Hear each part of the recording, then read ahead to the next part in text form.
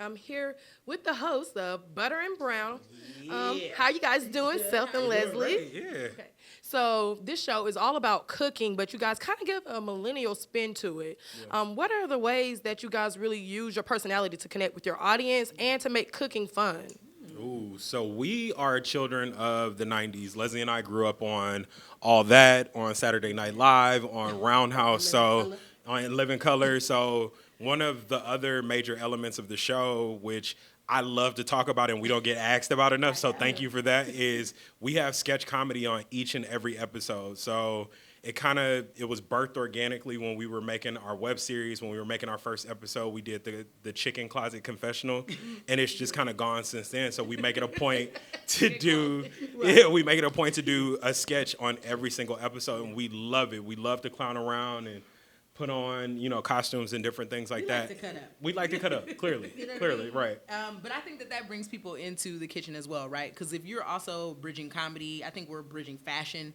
We're, in addition to that, then adding the cooking. It's just like a threefold kind of thing, which makes people feel like they're not watching a cooking show. Yeah. Because if people are like, I don't want to watch them people cook. Yeah, but if we're laughing, if we're also stylish, then you kind of almost forget that there's food involved too. And then, of course, adding drinks.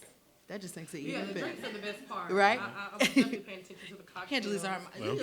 Give me my mic. Give me my mic. I was just trying to be helpful. I'm gonna have to do the long arm I reach. apologize. It's okay. So, of course, the cocktails, all of that was one of my favorite episodes. I was catching up on some of the older seasons on YouTube. What are some of the ways that you're hoping to really bring in a new audience for season 3 and just really continue to grow? Yeah.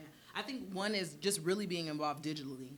We're obviously have our own media and presence and we're like growing all the time. But if we can just show people more, like we said earlier, a lot of youth and young people, millennials, they don't have cable anymore, right? Because everybody's cutting the cord.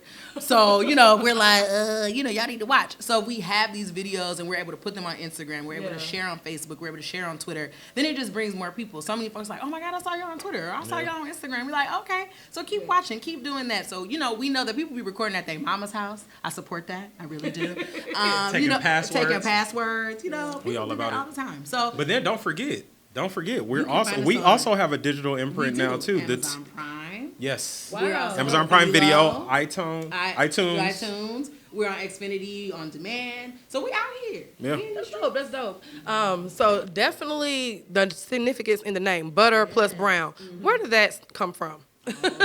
So I'm a comic book nerd, and as you guys saw when we did the actual the initial sit down, I love alliteration. So if it's BBSSTT, I love alliterations because I'm a comic book kid. So we were trying to figure out the name for the show. We wanted something that was representative of the format. So we always made a cocktail. We always made an entree. So butter represents the entree.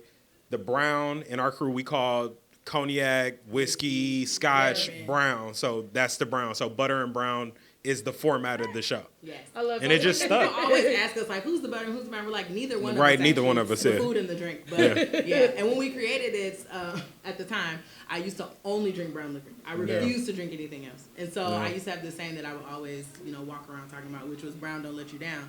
And as you can see, it still has not. Yes. Here we are. I love it. I love it. And we Okay. still love alliterations, love it. obviously. And you guys are definitely adding a fun spin to cooking.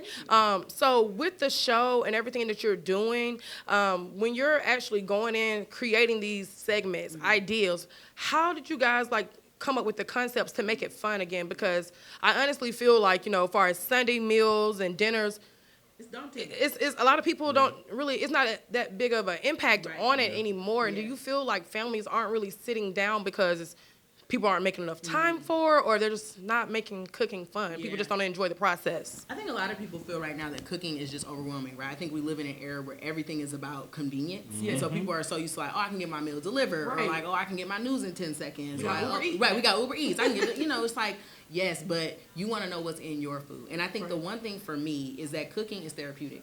if I'm just like in the kitchen and Talk I'm about just it. cutting and I'm just quiet and I'm just making food, even if I decide to turn on some music, even if I got kids running around behind me, but it's like I can chop. You know what I mean? Like the methodology of cutting and, you know, like what they call mise en place, which is just like preparing your food. Even that just like, it brings me a calmness. Yeah. You know what I mean? And it like settles you at the end of the day. And so I'm not saying you got to get in your kitchen and do it every single day. I get that. But that's also why I'm not one for meal prepping, but I'm one for meal planning. And that helps too. So when you go to the grocery store, if you like, okay, this week I'm doing ground, you know, I'm doing some chili. That means I got to get ground turkey, ground beef, whatever. Oh, but with that, I can also get a burger. Oh, and then I can also make me a little meatloaf, or I can make me some spaghetti. So if you have all of those things at home, it's easier to cook, right? And it's easier than having to think, dang, now what I'm about to make. Everybody hungry, I'm hungry. That's why you just ordering food, because you're like, I'm over it. But if you plan ahead of time, Gotta plan. it takes out the pain of like homemade having to food. think about it. Yeah. You know, so having butter and browns, like all the recipes are online at aspire.tv. You can pull them up You can anywhere. right, you can pull them up. Like you can find that on our Instagram. There's recipes, so you know there's no excuse for you not to eat well. Well, definitely be tuning in, taking some tips, learning some lessons, and picking up some new meals because I have the same tricks, so I need some new things. We So made the show for you. you definitely did. I was tuned in. Yeah, definitely. So let me know where everyone can tune in. When is the season debut? So you can tune in to Butter and Brown every Tuesday at 8 p.m. Eastern, 5 p.m. Pacific. I almost said specific. Pacific on Aspire, on Aspire.tv. If you do not have cable, if you're a cable cutter, we are also available again on Amazon Prime Video, on Xfinity X1, on Philo, and iTunes. Yes. You can find us everywhere. Got something We for out here. everybody. Yeah. The cable cutters too. Everybody, we got you, boo. So make sure you guys are tuned Stuck with in. us. You're going to watch our show. Make sure you guys are tuned in. Butter and Brown season 3. It's Sheen Magazine. Check it out.